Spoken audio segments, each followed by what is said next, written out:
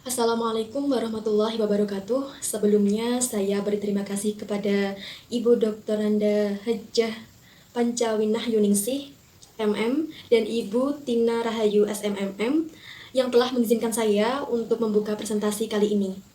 Saya selaku moderator dari kelompok 4 bisnis pengantar. Kelompok kami akan mengulas dan menjelaskan materi tentang manajemen dalam bisnis. Adapun tujuan dari materi manajemen dalam bisnis yaitu tujuan umumnya untuk mengulas dan memahami tentang manajemen bisnis, dan adapun tujuan khusus yang pertama untuk mengetahui dan memahami pengertian manajemen, kedua untuk memahami suatu proses adanya manajemen, yang ketiga untuk mengetahui dan memahami fungsional manajer, keempat untuk mengetahui dan memahami basic management skill, yang kelima untuk mengetahui dan memahami power yang dimiliki oleh pemimpin dalam menjalankan suatu bisnis, yang terakhir untuk mengetahui dan memahami budaya organisasi dalam manajemen bisnis. Perkenalkan, saya selaku moderator kelompok 4, Heni Restu Handayani, 2021-11445, dan ada teman-teman saya dari kelompok 4, ada Clara Sinta Dewi 2021-11446, Galang Canggi Satrio 2021-11447, dan ada Putri Aulia Kodronada 2021-11448. Silahkan menyimak presentasi dari kelompok kami. Assalamualaikum warahmatullahi wabarakatuh. Nama saya Galang Canggi Satrio. Di sini saya akan menjelaskan tentang pengertian manajemen. Pengertian manajemen dapat dilihat dari 3 segi, yaitu yang pertama dari segi seni. Menurut Follett, manajemen adalah seni dalam menyelesaikan pekerjaan melalui orang lain. 2. Dari segi ilmu pengetahuan. Menurut Luther Gulick, manajemen adalah bidang pengetahuan yang berusaha secara sistematis untuk memahami mengapa dan bagaimana manusia bekerja sama untuk menghasilkan sesuatu yang bermanfaat. 3. Dari segi proses. Menurut James A.F. Stoner, manajemen adalah proses perencanaan, pengorganisasian, kepemimpinan, dan pengawasan anggota dan tujuan penggunaan organisasi kegiatan yang sudah ditentukan. Dari berbagai pengertian di atas, dapat disimpulkan bahwa manajemen adalah proses perencanaan, pengorganisasian, kepemimpinan, dan pengendalian kegiatan anggota organisasi dan proses penggunaan sumber daya organisasi lainnya untuk mencapai tujuan organisasi yang telah ditentukan. Proses manajemen yang pertama adalah perencanaan. Perencanaan adalah memilih tujuan organisasi yang tepat dan arah kegiatan yang paling baik untuk mencapai tujuan tersebut. Terdapat 3 langkah yang terkait dalam proses manajemen, yaitu 1. Memutuskan tujuan atau sasaran yang akan ditetapkan dan dicapai oleh organisasi. 2. Memutuskan strategi yang akan digunakan untuk mencapai tujuan atau sasaran.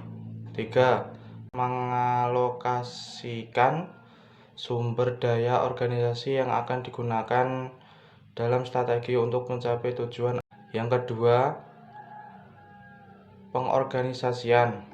Pengorganisasian adalah menyusun tugas dan membangun hubungan kewenangan yang memungkinkan orang untuk bekerja sama untuk mencapai tujuan organisasi. Anggota organisasi ditempatkan di departemen atau bagian-bagian sesuai tugas pekerjaan yang mereka lakukan, sehingga dapat memberikan garis kewenangan dan tanggung jawab antar individu dan kelompok yang berbeda. Assalamualaikum warahmatullahi wabarakatuh. Saya Putri Alia Kodronada dari kelompok 4 Manajemen dalam Bisnis dengan NIM 202111448. Di sini saya akan melanjutkan materi yang dibawakan oleh Galang sebelumnya. Selanjutnya ada memimpin, di mana memimpin adalah memotivasi, mengkoordinasikan, dan mendorong individu dan kelompok untuk bekerja bersama dalam mencapai tujuan organisasi, di mana seorang pemimpin mengkomunikasikan visi organisasi yang jelas harus dicapai oleh anggota organisasi, serta mendorong dan memberdayakan anggota organisasi sehingga mereka memahami peran yang harus dilakukan dalam mencapai tujuan organisasi. Yang terakhir ada mengontrol. Mengontrol adalah menyusun pengukuran yang akurat dan sistem pengawasan untuk mengevaluasi seberapa baik organisasi dalam mencapai tujuannya. Dalam mengendalikan, manajer harus mengevaluasi dan yakin tindakan yang dilakukan oleh anggota organisasi benar-benar menggerakkan organisasi ke arah tujuan atau sasaran yang telah ditetapkan. Manajer harus juga memonitor kinerja individu, departemen, dan organisasi secara keseluruhan untuk melihat tujuan standar kinerja mereka yang diinginkan telah tercapai. Assalamualaikum warahmatullahi wabarakatuh.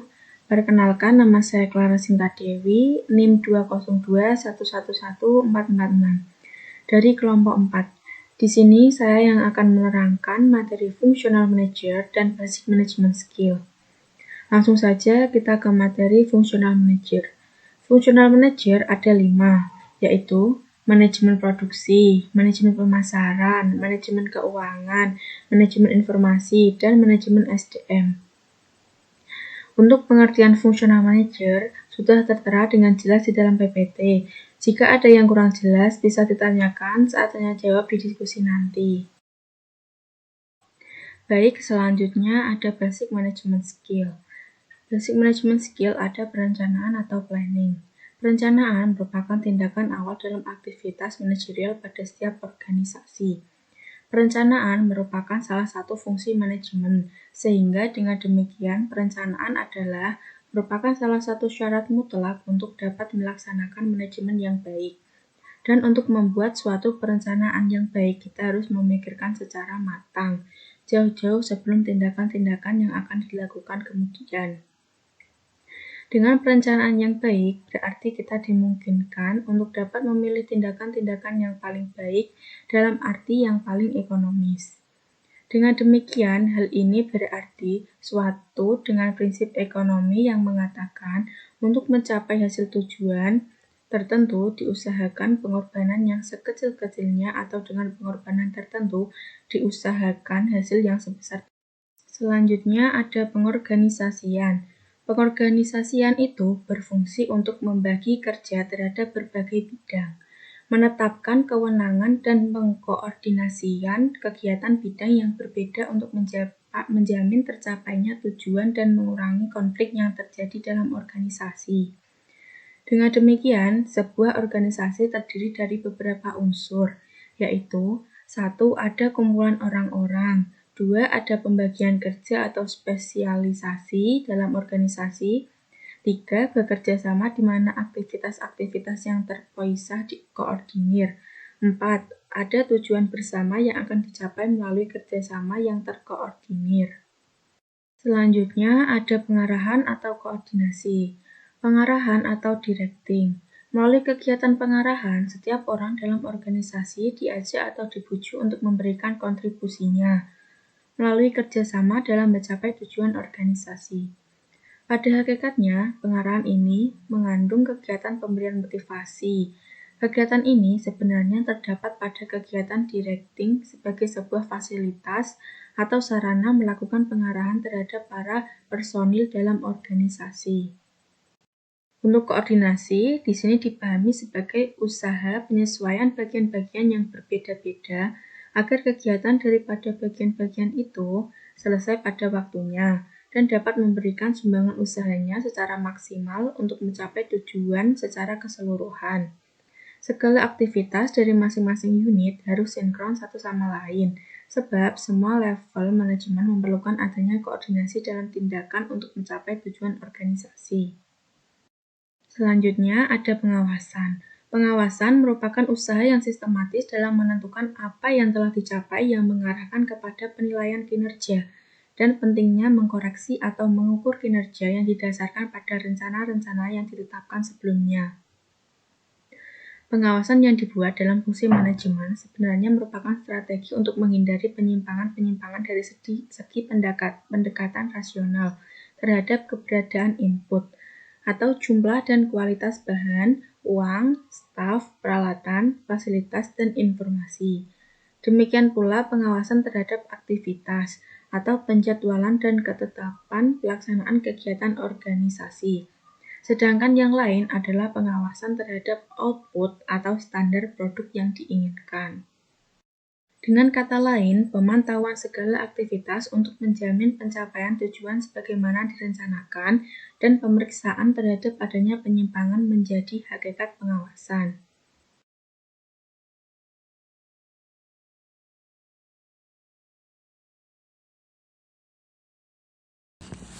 Sebelum masuk ke materi power pemimpin, kita harus mengetahui dulu apa itu pemimpin dan apa itu kepemimpinan. Pemimpin dan kepemimpinan secara sekilas sepertinya serupa, namun jika dilihat dari maknanya itu berbeda. Pemimpin adalah sebutan yang disematkan kepada mereka yang memimpin sebuah kelompok atau organisasi, sedangkan kepemimpinan adalah sebuah kemampuan mengendalikan dan mempengaruhi tingkah laku orang lain sebagai upaya untuk meraih tujuan yang hendak dicapai dalam sebuah kelompok atau organisasi. Ada 5 power pemimpin. Yang pertama ada coercive power atau kekuatan berdasarkan paksaan, di mana pemimpin memerintah orang-orang yang dipimpinnya didasarkan pada kekuatan dan selalu menggunakan ancaman hukuman jika mereka tidak mengikuti perintahnya. Yang kedua ada reward power atau kekuatan penghargaan, di mana seorang pemimpin memberikan penghargaan kepada orang-orang yang dipimpinnya disertai dengan prestasi dalam menjalankan tugas pekerjaannya. Yang ketiga ada expert power atau kekuatan keahlian, di mana pemimpin menggunakan pola pengaruh yang menekankan pada profesionalisme. Yang keempat ada legitimate power atau kekuatan resmi, yaitu pemimpin memiliki wewenang berkenaan dengan posisi pemimpin dalam organisasi yang dipimpinnya. Yang terakhir ada reference power atau kekuatan referensi, di mana pemimpin memiliki pengaruh berupa akumulasi dari beberapa pengaruh yang mungkin dimiliki oleh seseorang pemimpin. Konsep kewibawaan hanya dipahami dalam konteks timbal balik antara pemimpin dan orang-orang yang dipimpinnya. Dan materi yang terakhir tentang budaya organisasi akan saya bawakan sendiri. Jadi, budaya organisasi merupakan nilai-nilai dan norma yang dianut dan dijalankan oleh sebuah organisasi terkait dengan lingkungan di mana organisasi tersebut menjalankan kegiatannya. Lalu, mengapa budaya organisasi itu sangat penting untuk dipahami? Nah, budaya organisasi penting untuk dipahami karena banyak pengalaman menunjukkan bahwa budaya organisasi tidak saja berbicara mengenai bagaimana sebuah organisasi bisnis menjalankan kegiatannya sehari-hari, tetapi juga sangat mempengaruhi bagaimana kinerja yang dicapai oleh sebuah organisasi bisnis.